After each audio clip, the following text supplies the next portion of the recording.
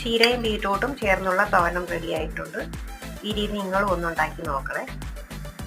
പകുതി ബീറ്റ്റൂട്ടും ഒരു പിടി ചീരയും കൂടെ എടുത്തിട്ടുണ്ട്. 2 പിടി തേങ്ങ എടുത്തിട്ടുണ്ട്. അതിനകത്തോട്ട് ഒരു 5-8 കാന്താരി ഇട്ടു. ചുമന്നുള്ളി ഒരു 3-4 കഷ്ണം, വെളുത്തുള്ളി ഒരു 3 അല്ലി, ചെറുജീരകം പൊടിച്ചത് ഒരു കുറച്ച്, പൊടി 1/4 ടീസ്പൂൺ. വെളിച്ചെണ്ണയിട്ട് കടുകും പരിപ്പും കൂടെ ഇട്ട് കൊടുത്ത് മൂപ്പിച്ചിട്ടുണ്ട്. അതിന് ശേഷം ഉള്ളി അരിഞ്ഞും കൂടെ ചേർത്ത് കൊടുത്തിട്ടുണ്ട്. കുറച്ച് കരിയാപ്പിലയും കൂടെ ഇട്ട് കൊടുക്കാം. ബീറ്റ്റൂട്ട് മാത്രം ഒന്ന് ചേർത്ത് കൊടുക്കാം. അതിനകത്ത് കുറച്ച് ഉപ്പും കൂടി ഇട്ടൊന്ന് വഴറ്റിയെടുത്തിട്ട് ഒരു 5 മിനിറ്റ് അടച്ച് വെച്ചൊന്ന് കുക്ക് ചെയ്തെടുക്കാം. വെള്ളം ചേർക്കാതെ ആവി വേണം വേവിച്ചെടുക്കാനായിട്ട്.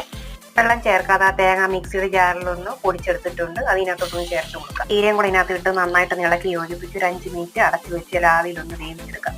ആവശ്യത്തിനുള്ള ഉപ്പും കൂടെ ഒന്ന് ചേർത്ത് കൊടുക്കണേ. ചീരയും ബീറ്റ്റൂട്ടും കൂടെ മിക്സ് ചെയ്തിട്ടുള്ള തോരൻ റെഡി ആയിട്ടുണ്ട്. ആവി തന്നെയാണ് വേവിച്ചിരിക്കുന്നത്. ഉപ്പും കൂടെ നോക്കിയിട്ടാണ്.